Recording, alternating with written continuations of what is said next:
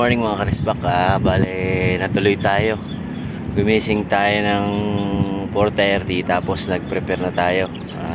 Bumili tayo ng almusalin natin, tapos kumain. Bumili na rin tayo ng baon natin, tinapay. Hanggang alas 8 lang siguro tayo. Nandito na tayo sa fishing spot. Nandito tayo natuloy sa sa Barangay Santa Clara sa Ilaya, Liguan.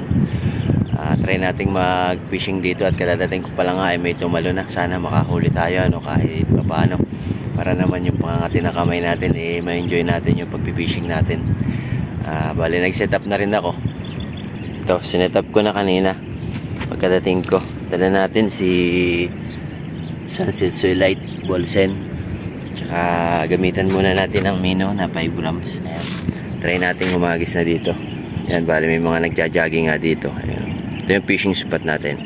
Yun yung port ng Batangas. So paano, agis muna tayo mga karesbak. Nag-press cast tayo dito. Try natin gamit ng 5 grams Mino. So palubog-lubugin natin ng konti.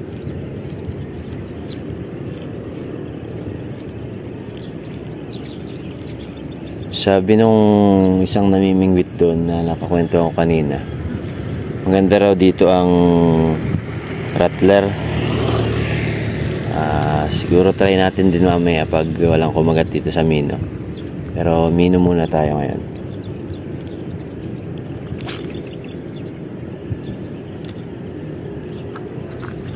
Ngayon lang tayo nakapag-hagis ulit. Talagang kakamiss na. Kating-kati na yung palad natin.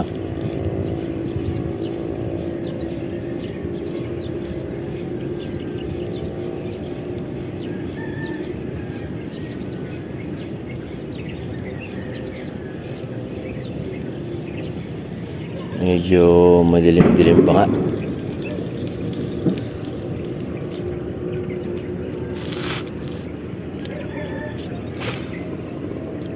Yun lang, may naninisid mga karesbak. Yun, kita nyo, may naninisid. Tapos tayo dyan. Paano tayo makapag-fishing dito ng maayos?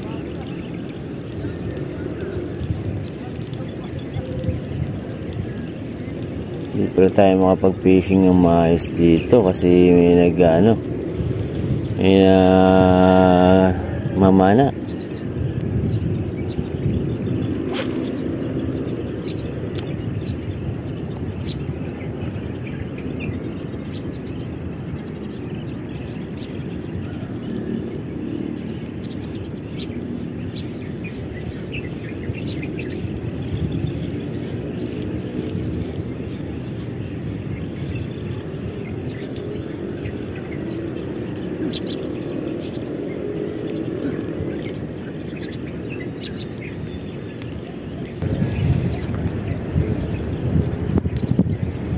Nagpalit pala tayo mga karesbak. Palit tayo na rattler. Bahay natin yung green na may ng ballpen. Yan. Subukan natin dito. May ng ballpen. Dalawa lang yung hook natin. Subukan natin dito kung makakahuli tayo. Medyo maliwanag na.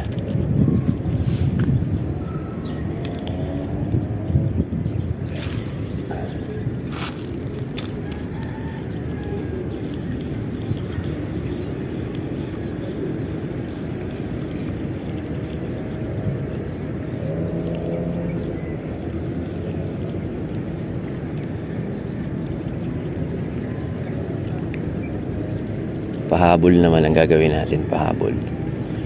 Makakachamba tayo ng talakitok. Morning, Tay.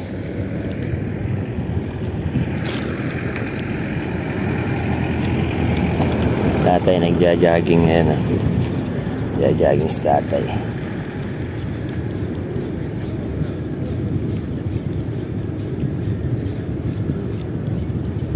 Walang kumagat sa Mino natin na kailangang hagis tayo. Pero may 20 minutes din tayo naghahagis ng mino. Wala. Kaya try natin ng rattler. Baka sakali.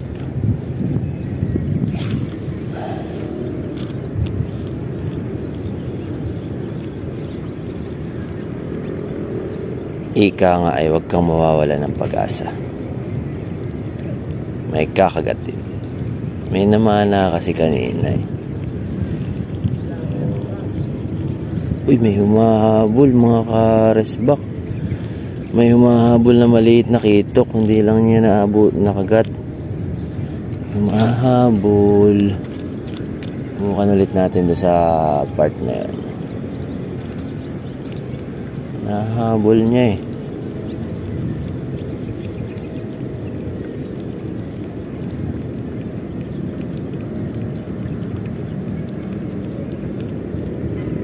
Dito na sa tabi, hindi binatawan.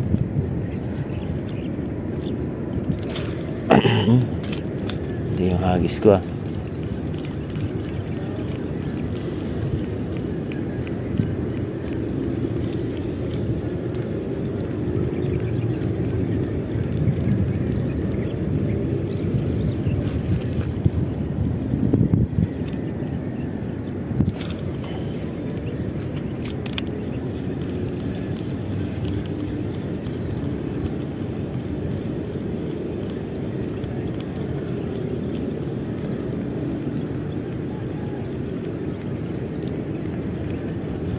Na pinuntahan ng balo, inaabol ng balo, hindi naman inabot yung anong hook natin. Yeah.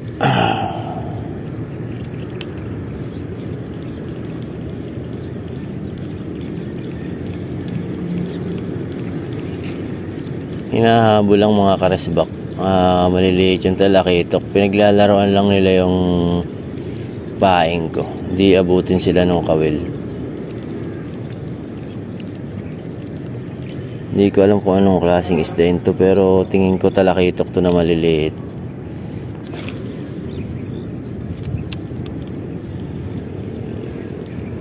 May sikat na yung araw mga karesbak eh, no? Baka pag nasikatan ng araw yung dagat, pain natin, baka tumakaw yung isda. Kaya hintay-hintay tayo dito.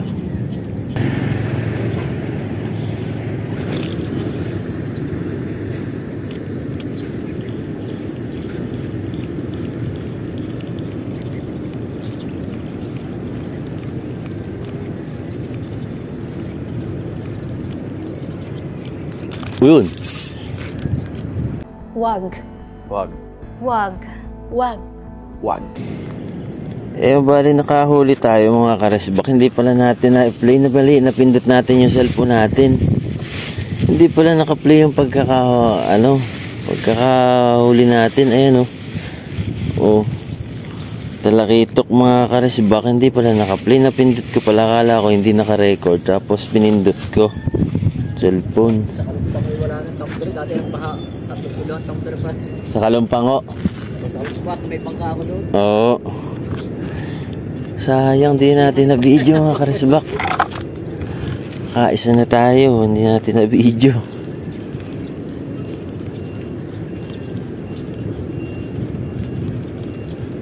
Kala ako hindi naka-video. Yung pala pagpindot ko, yung pala yung post.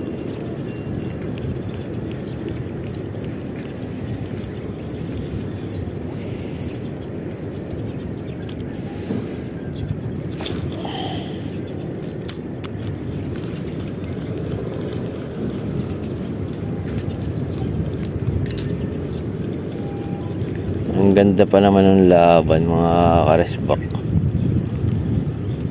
Sayang.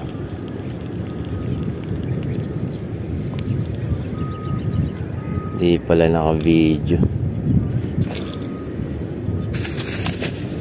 Tumalo na.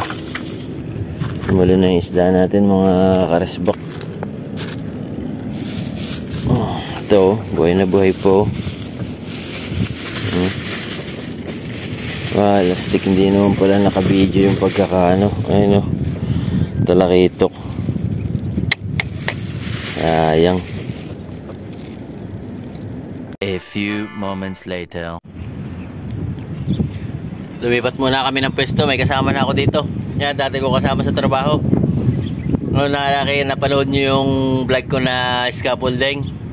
Sa mga scaffolder, yan yun. Oh, sayang ang tato. Nagpi-fishing din pala ito. Oh, merienda muna tayo, tinapay. Ano, tinapay saw? Tinapay tayo, guys. Oh. Sana all. Merienda muna bago umagis. Balik rattler tayo mga karasbak. Sana lang di sumabit dito sa likodan natin. Balik rattler tayo. Kasi may mga gumigipaw dun. Nakita ko parang lapis. Parang lapis siya. Yan, kumulimlim oh. Baka dadawi yung mga lapis. No? Kaya nag-rattler ulit tayo. Anti-zero.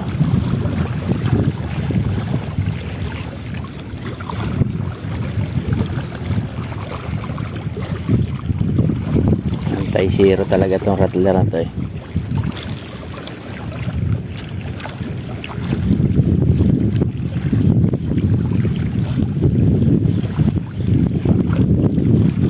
Uy, tinawi tayo kaso hindi tinamaan.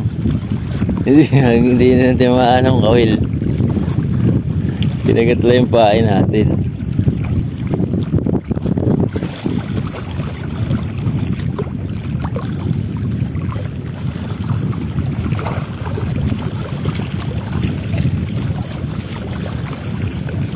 Ay, yata dagdagan yung talakitok ko ah.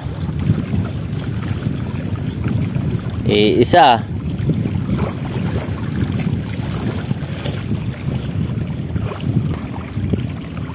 Wala nang dumawi. Alas 8 na. Karesbak. Tatlong kas na lang tayo at tayo magbabalak na umuwi. Medyo malanit na sa balat yung init. Kahit mahangin mainit.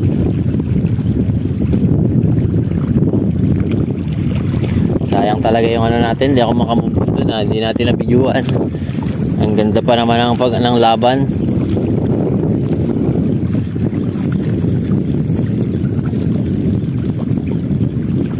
Wala na, medyo mainit na talaga kaya wala nang dumawi. Wala nang dumawi. 2 hours later. Pahinga lang tayo saglit tapos pauwi na rin tayo.